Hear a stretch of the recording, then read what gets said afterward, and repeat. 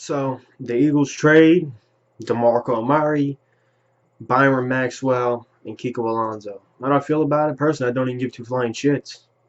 I don't. I seen it coming from a mile away. The reason I said that was because once Chip left, I was like, they're gonna try to get rid of Chip's players, refix or unfuck the situation that he put us in, and I personally think it was smart. And the reason I say that is because we Howie wanted to get rid of Murray, wanted to get rid of Maxwell, but he couldn't get rid of Maxwell or Murray. Reason why is because it takes a cap hit. You get rid of Murray, that's a $13 million cap hit. You have to wait till next year to get rid of him, okay?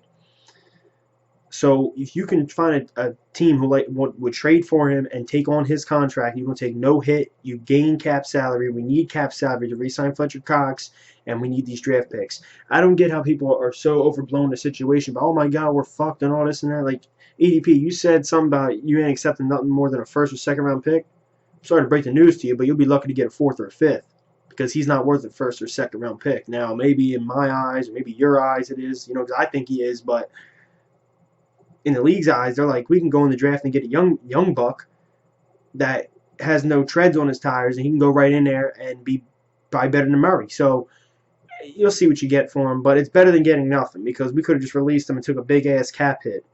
I'm honestly with the situation. As soon as I seen Maxwell and Kiko getting traded, I liked it.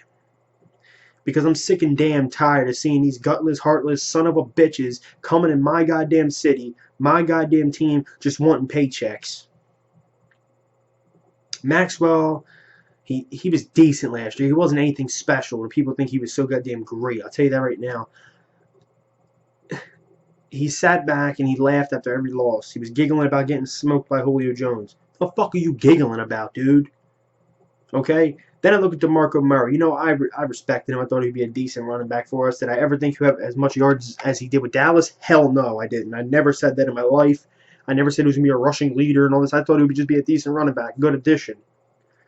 But then the reports come out about him, about how he's unhappy here, and how he went to Laurie after we just beat the Patriots. Okay, Patriots was the defending Super Bowl champs at the time. It was a big win for us. You know, after coming off a couple blowout losses, it was a big win for us. He goes on the plane with Laurie and discusses to him how he doesn't think Chip Kelly is a successful NFL coach. Now, I like to thank him for that because he was one of the, not big, but he was one of the reasons why Chip got fired. So thank you for that. But I don't care about Chip getting fired because, I'm liking what Pearson's doing with Jim Schwartz, but who the hell are you to come from Dallas Cowboys, okay? Come from the Dallas Cowboys, a rival, okay? Get paid double the money, and then get a coach fired, and then say you're still unhappy. Who the fuck are you, motherfucker? You had one good season in your damn career at any level, and you think you can come up in here and not play. And then one thing that really got me real aggravated was that he always played like shit, but he played well when we versed the Cowboys. He was there. He was aggressive. He was rowdy. He was mad. He was angry. And now I see why Dallas fans are, saying fuck him when he left. This dude, that's what got me mad. Like, who the hell are you? You should be grateful you play NFL football, dude. I'm not saying you're bad. You get what I'm saying? Like, no matter what team you're on, be grateful you have a damn job in the NFL. There's a lot of people who would love to have your job. A lot of young bucks out there on the streets who might be better than you but never got a damn shot like you. But you get paid double the money. You still want to bitch. You still want to piss. And you still want to goddamn complain. Who the fuck are you? That's what got me heated, man. When I was sitting back the past couple months hearing all these reports, hearing all this shit, I'm like, who is this clown? Who is this guy think he is? You can ask some of my friends. I mean, after, I would say maybe the Arizona game, I started saying, let's get rid of him, whatever. But you can't get rid of him because it's a big cap hit. You can't trade him because then no one's going to take on the contract. And this is why I say Howie is actually doing a good job because I don't know he needs to show me what he can do with drafting talent still. But when it comes to contracts and making trades and acquiring picks and all that stuff, he knows what the hell he's doing. Because somehow, someway, Miami's taking on this dude's contract, Byron Maxwell's and Kiko Alonso's, and we only take, what is it, almost $1 million cap hit but we gained back $7 million off Byron Maxwell.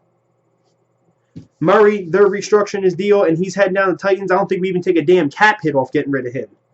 So when it comes to making these deals, he understands what he's doing. And there's a lot of knuckleheads out there in the Eagles fan base who are bitching, pissing, complaining, and don't understand what's going on here. I don't think you understand that the Eagles don't want these Chip Kelly players. I don't think you understand that they weren't welcome here by Laurie and Roseman. Laurie and Roseman sat back like this and said, all right, Chip, do what you want. Bring it whoever you want. Chip welcomed them here. Laurie didn't say, go get this guy, go get that. No, he let Chip do what he wanted to do. Well, now Chip's gone. Laurie's just like, dude, this is my fucking team. This is my fucking organization. Get these fucking overpaid bums out of here. Get them out of here. First of all, we need cap salaries so we can re-sign Fletcher Cox. And you want draft pick currency. Because let me tell you something, we don't have a second-round pick. So with these deals, you should be able to get a second-round pick or a third or what. I don't know what you're getting. But as long as the reason I like it is because you get out of these contracts. Because personally, I thought Maxwell and Murray would stay on the team. And I said to myself, all right, next season, 2017, 2018, whatever, we can get rid of them because there'll be no cap hit. But you know what? Howie found a deal to get them the hell out of here without taking cap hits. I'm fine with it. Get him out of here. Because I'm sick and damn tired of gutless, heartless son of a bitches with all this talent, all this shit coming to my city, or our city, our team, the Eagles, and play like shit and get paid all this money and laugh and giggle about it and fucking bitch, piss, and goddamn complain. Who the fuck are you?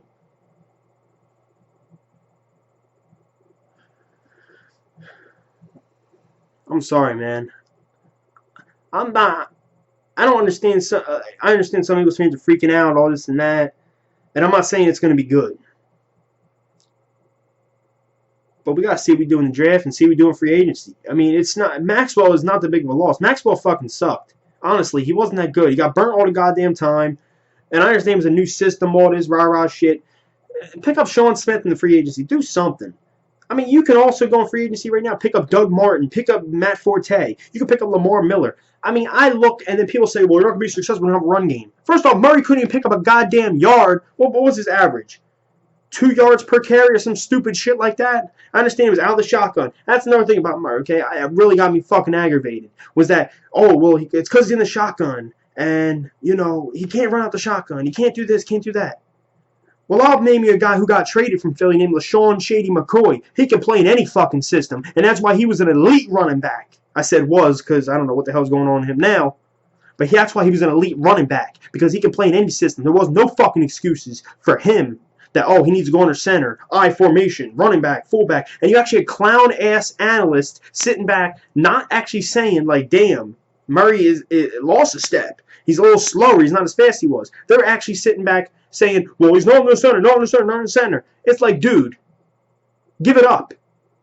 If this dude was as great as everyone was saying a couple years ago with Dallas, he should be able to play in any damn system, you know? And I ain't bashing the guy. Whatever, go down to Tennessee, get some rushing yards, do what you got to do. But I'm just saying what I'm saying, you know? And throughout the season, I would say around week 3 or week 4 when we versed the Jets and we put Ryan Matthews in, and he somehow got 120 yards in one game.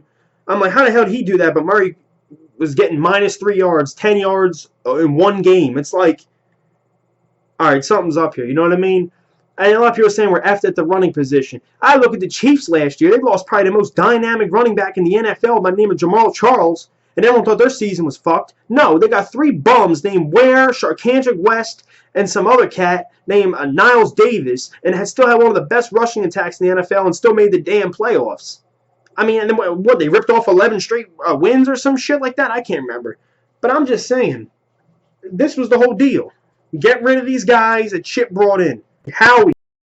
They didn't bring him to the Eagles. Chip brought him to the Eagles. Where's Chip at? He's fired. He's gone. He's down in San Francisco. So what do you do next? You get rid of his players and his people. And I don't think you people listened to Jason Kelsey about a month or so ago. He said this was Dream Team 2.0. And he said the reason it was Dream Team 2.0 was because we had a lot of talent that, like, we just tried to cram together a bunch of players. And no one had chemistry. No one knew each other. All this, all that. And he said, if we're going to do it, I want you to draft players. And it's funny because I really sat back and looked at it. What did the Eagles do so far? They locked up the people who have been here. Jenkins, bad luck up Cox, Ertz, Lane Johnson, Will Sam, whatever. There's no quarterback out there. You're going to get the deal. But they locked up everyone who has been here for at least a couple years, or so, and they're getting rid of everyone who was here for that 1 year with that chip season. And it's funny because I'm not going to sit back and say they're cancers and all this and that, but how funny is it that when Murray was here, you had players coming out anonymously saying he showed no heart. He didn't want to. He tried sliding in the Miami game, and he didn't want to truck people and all this and that. Then you got Maxwell laughing. I know that pissed players off too. And I'm really thinking the players are going back, and I'm just analyzing from what I'm seeing. You locked up the core guys who have been here for a couple years, the guys who are true to the Eagles, and you're getting rid of these guys who ain't showing heart, ain't showing nothing, and they're getting kicked to the curb. Because I started adding that up, and I started thinking, I'm like, yeah, wow, Jason Kelsey said that, doing V 2.0, you're just you're plugging in players, you're doing this, you're doing that, and it's not working. Well, we locked up all the core guys and then got rid of these guys to show that we're loyal to these guys. Show that we're loyal to the guys who have been here and have played for this team and want to play for this team. And that's what I like. That's about it. Like, subscribe, comment below. I'll be back here with a free agency video, but I'm just breaking down how I see it. I don't give a damn what you get for the fucking P. I don't give a shit if you get a 7th round pick. As long as the contract's not intact and you don't get a cap hit. You understand what I'm saying? But I expect that Kiko and Ken... First of all, someone said, oh, if we only get a 3rd round pick for Brian Maxwell and Kiko, I'll be pissed. Do you idiots realize that those fuckers ain't worth shit? Just because he has a $60 million contract, in the league, he's not worth that much in people's eyes. This dude was a backup in Seattle, played 1 season in Seattle, had a decent season, then hit the market, Chip overpaid for him, and then he somehow is worth something. He was a 6th round freaking pick in the draft for a reason. Kiko Alonso, I understand, but he's injured like all hell. So people complain about, well, we better get this or I'm going to be mad. Do you understand? In your eyes, he might be worth something, but in the league's eyes, he's not worth that much, these players, some of them. But we'll see what we get. I think Ryan Matthews is next. I really don't give a damn. Honestly, just get what you want, do what you got to do. Free agency coming up. I'm hearing Whitehead, linebacker for the Lions, might come here. We're going to get some draft picks. See what we can do. I like it, though. Get rid of these assholes. Alright, y'all. I don't mean to be like assholes, but you get what I'm saying. I'm just sick to damn death of these gutless pieces of shit getting paychecks and laughing and just laughing to the bank. You get what I'm saying? Alright, y'all. Peace. And I'm not overreacting, honestly. I don't know how people overreact about it. I don't think they play that damn good. Peace. Go Birds. I'll be back with a free agency video.